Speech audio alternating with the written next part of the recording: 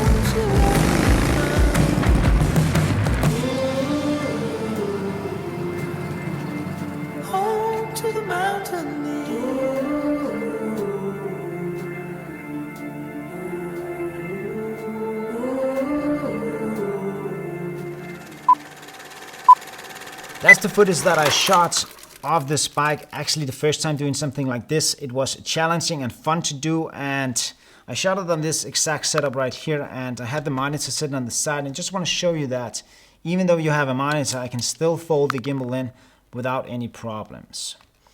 And for the follow shots within the car, we shot that from inside the car, and at that point I actually wished we had the wireless transmission system for the RS3 Pro, so we could have hooked it up to this monitor right here for the Ronin 4D and controlled everything wirelessly. Then we could have used a tilter rig, which we could have put on the outside of the car, and I could have sitting inside and wireless control everything. But hopefully I'll be able to test this out once we get the transmitter on the RS3 Pro. But for the rest of it, I used pans, push-ins, and some of those slow movements to kind of get the vibe and the feel of this video. Alright, let's talk features of these 2 new gimbals. First off, they have new back handles, fully new designed, super light, and it actually works very well. It just goes onto the side of the gimbal and you'll lock it in. The first thing that you will notice is that the screen is larger. It has a larger display, which is nice. They say it's 28% larger than the previous one, and that means that the menu, it's easier and it's also better made. It's super easy to navigate around it, and the screen is more responsive. I love that about this screen. Next off, the mode button has been moved to the side, so you don't have those 3 modes. On the M button, you have them here on the side, so you have PTF in the top, PF in the middle, and then you have FPV in the bottom. And when you have an FPV, you can go into the menu and you can choose 3D RAW or portrait, or you can make your own custom mode right in here. So let's go back and go out of that, put it back into PF. If you want to go into lock mode, this is one of the things that I was missing on the RS2, is that I could use lock mode without holding down the trigger. You can still do that, but now you can tap the screen and then it works without holding down the trigger. And then when you tap the screen again, it goes out of that lock mode. One really cool feature is that when you go into sleep mode, you can just press the side and it fully locks the gimbal and it's in sleep mode. That means that you can take the camera off and you can do everything without hurting the motors. Press again and the gimbal opens up. And if you want to fully lock the gimbal, you press the power on for 1 second and it powers off and folds in.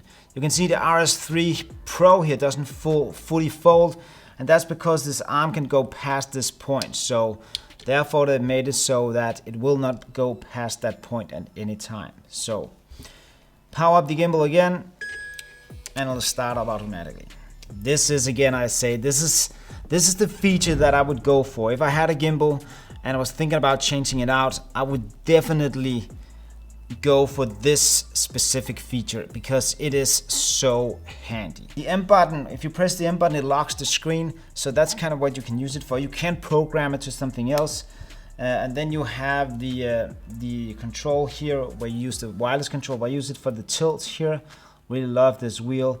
And then again, the fully design is the same as the RS2, and I really like that they kept this design, because what DJI did is that they took something that was really good and they made it better. Don't try to invent something new every time. Just use what you have and make it better. This is what they have done, and I especially like the RS3 because it has a smaller footprint.